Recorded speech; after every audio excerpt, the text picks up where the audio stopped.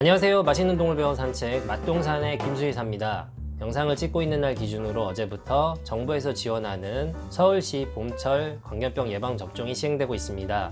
이번 달 30일까지 시행될 예정이고요. 지자체별로 차이가 있을 수 있기 때문에 서울시에서 거주하지 않는 분들은 확인이 필요하실 것 같습니다. 거의 모든 동물병원에서 시행하기는 하지만 참여하지 않는 동물병원도 있고 동물병원마다 배분된 백신의 수량이 다르기 때문에 가능하시다면 구청과 같은 관공서 다니시던 병원으로 전화 문의 후 내원하시는 것이 좋을 것 같습니다. 여담으로 제가 예전에 대동물 수의사를 하던 시기에는 공급된 백신을 들고 마을 회관에 가서 직접 놔드리기도 했었습니다.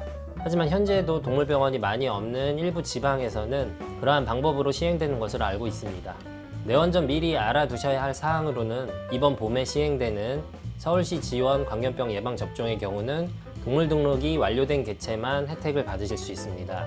동물을 기르는 분들의 의무라고 할 수 있는 동물 등록이 먼저 시행되어야지만 그에 따른 권리를 누리게 하겠다라는 의미로 해석하시면 될 것 같은데요. 동물보호법 시행령 제3조에 의해 3개월령 이상인 개는 동물 등록 대상입니다. 동물 등록이 완료되지 않은 분들은 동물 등록을 함께 진행하시거나 등록을 먼저 진행하시면 되겠습니다. 제가 이 영상에서 광견병에 대한 질병 정보나 임상 증상 등을 설명드리는 건 크게 의미가 없을 것 같고요. 그간 접종을 하면서 받아왔던 질문들에 대해 가볍게 이야기해보고 관련해서 보호자분들께서 잘못 생각하고 계시는 내용에 대해서 짚어보려고 합니다. 강아지가 걸릴 수 있는 바이러스 매개성 전염성 질환 중에 인수공통 전염병, 즉 사람과 동물 사이에 전파가 가능한 질병은 광견병이 유일합니다. 그렇기 때문에 광견병 접종은 강아지를 위한 접종이기도 하지만 사실 사람을 위한 접종이기도 하죠. 그렇다고 광견병 접종이 사람만을 위한 접종은 아닙니다. 우리나라는 광견병이 발생하는 국가이고 광견병의 발생 확률이 아무리 낮더라도 우리 개가 광견병에 걸리게 된다면 그 확률이 아무 의미가 없기 때문이죠. 연세가 있는 보호자분들께서 가끔 하시는 말씀인데요. 다른 접종은 아무것도 안 하고 정부 지원 광견병 접종만 맞으러 오는 강아지들이 있습니다. 심지어 이런 분들은 1년에 2번 봄, 가을로 나오는 백신을 2번 다 놔달라고 하시는 분들도 가끔 있습니다. 광견병 접종은 1년에 1번만 맞추시면 되고요. 접종을 한다고 건강해지는 영양제와 같은 것이 아닙니다. 몸에 광견병을 예방하는 항체를 만들어 전염병이 퍼지는 것을 막기 위함이죠. 사실 강아지가 오래 건강하기를 원하신다면 종합백신과 같은 질병 예방 접종과 사상충 예방이 더 중요하다고 할 수 있습니다. 다른 접종과 사상충 예방은 일체하지 않으면서 정부 지원 광견병 접종만을 하고 강아지를 엄청나게 아낀다고 이야기하시는 분들을 보면 많이 안타깝습니다. 이런 분들은 대부분 말이 통하지도 않아요.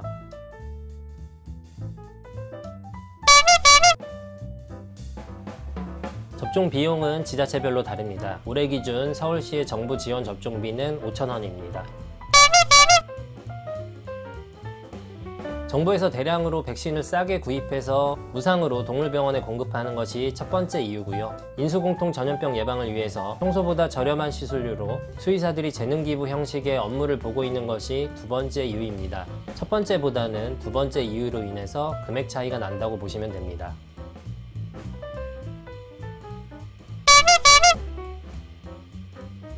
우리나라 동물병원에서 사용하는 광견병 백신의 제조사는 5군데에서 6군데 정도가 되는 것 같습니다. 각 동물병원마다 사용하는 백신의 종류가 좀 다른데요. 대부분 원장 또는 수의사 선생님들께서 임상을 하면서 부작용을 가장 적게 겪었던 백신을 선호하는 편입니다. 하지만 정부에서 공급하는 백신은 매년 다릅니다. 아마 각 업체의 입찰을 통해서 백신을 결정하는 것 같은데요.